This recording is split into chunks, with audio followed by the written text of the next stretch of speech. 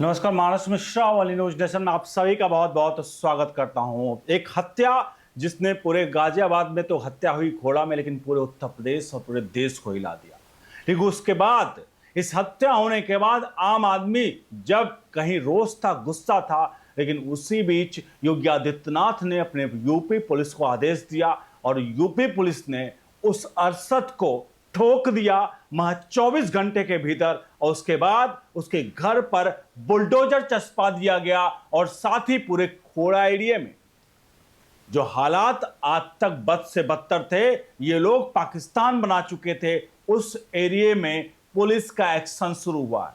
यानी उत्तर प्रदेश के मुख्यमंत्री योगी आदित्यनाथ का एक्शन शुरू हुआ है। तो खोड़ा में एक बड़ा तांडव हुआ जहां 1600 लोगों की लिस्ट बनाई गई थी कि इन 1600 लोगों को उठाकर लेकर आओ, टांग कर लाओ। वो सारे खोड़ा के थे, हिस्ट्री सीटर थे, यानी खोड़ा के 1600 लोग।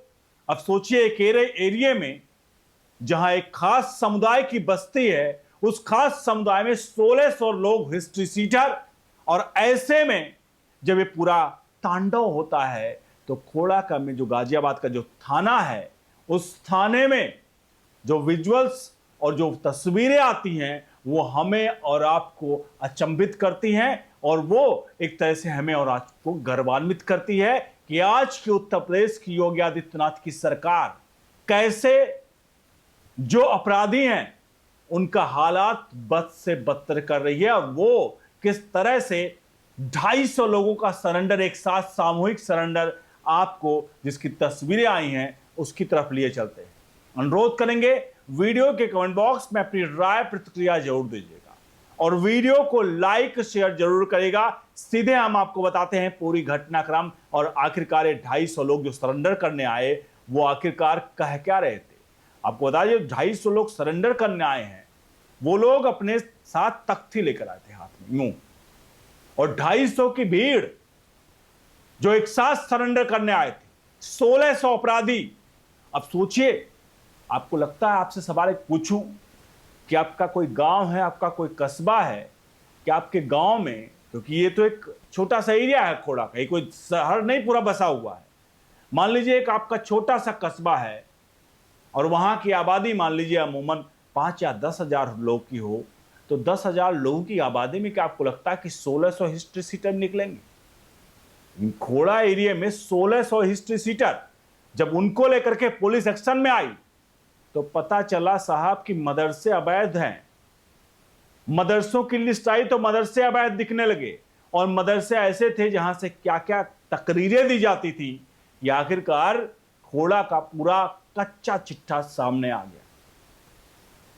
आपके सामने कुछ तस्वीरें मैं आपको दिखा दूं, क्योंकि मदरसे सील हुए हैं, कुछ तस्वीरें आपके सामने हैं। तो ये है वो तस्वीरें जहां पर आपको दिख रहा है कि कुछ पुलिस स्टेशन में, थाने में आकर के ये सरेंडर करने पहुंचते हैं। ये लोग जब सरेंडर करने पहुंचते हैं तो उनके जो लेकर आते हैं वो उनके तख्ते जो लिखा होता है उस पर लिखा होता है कि वे भविष्य में कोई अपराध नहीं करेंगे, अपराध से तौबा करते हैं और कानून का पालन करेंगे।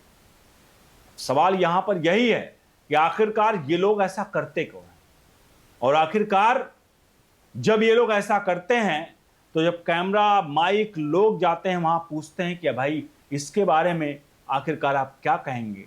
वो कहते हैं पहले जब हत्या होती है तो चुप रहते हैं, जब उसका इनकाउंटर वो ठोका जाता है तो उसी कॉलोनी के लोग, उसी के आसपास रहने वाले लोग, कई तो कहते हैं मुझे पता ही नहीं उस घटनाक्रम के बारे में जो हत्या हुई।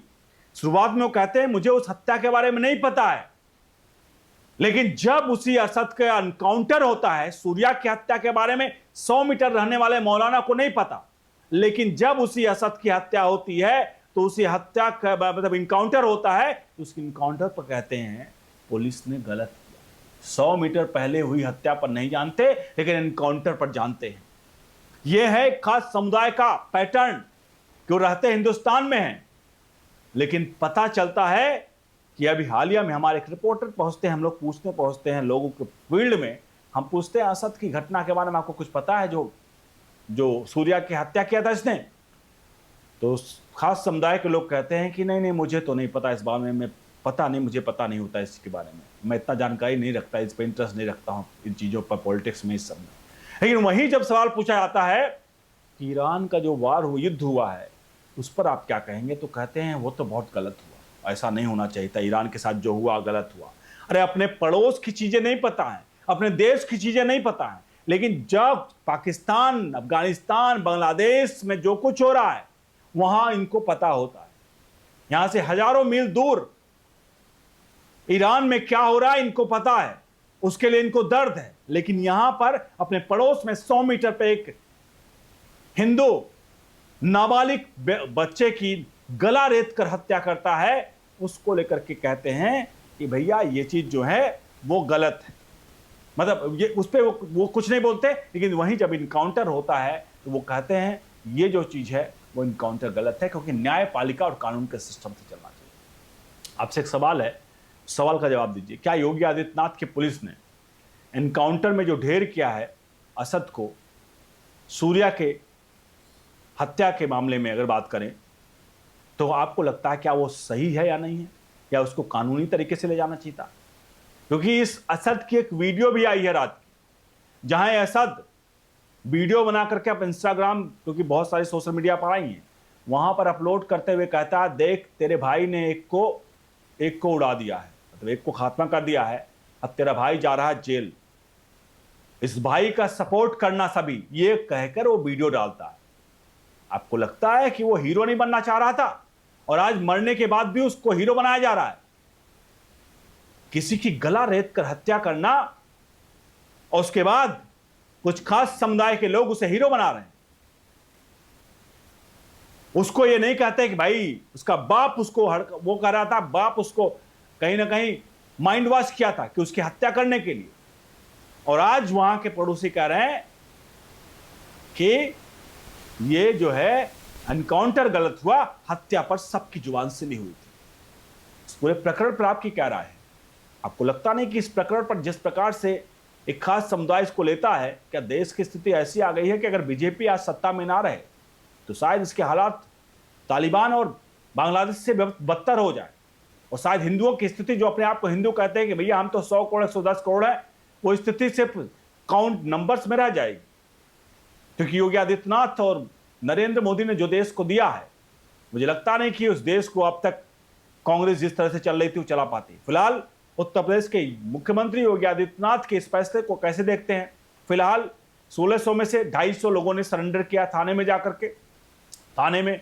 उसके बाद अभी भी लगभग 1350 लोग गायब हैं, इनको पुलिस ढूंढ रही है। 3 मदरसे जिनको सील किया गया, जहां अवैध रूप से खोड़ा में चल रहे थे। तो गाजियाबाद की खोड़ा की घटना ये साफ तौर पर दर्शाती है कि आखिरकार एक समुदाय कितना एकजुट है, और एक समुदाय जो कि बहुसंख्यक होने के बावजूद भी आज वाकई में प्रताड़ित है। लेकिन वो प्रताड़ित अपने कर्मों के कारण है, क्योंकि ये एकजुट नहीं होते। इनमें से कुछ सेकुलर है, इसमें से कुछ और हैं, इसमें से पता नहीं कौन कौन से कुलर हैं, लेकिन कोई भी हिंदू और हिंदुत्व पर नहीं आता। सिर्फ वो आते हैं, कहते हैं अरे क्या होता है इससे, इस सबसे क्या होता है, लोग हिंदू मुसलमान कर रहे हैं। फिलहाल आपकी पूरी राय जानना चाहेंगे, बने रहिए ओनली न्यूज़ नेशन के साथ। बहुत बहुत धन्यवाद।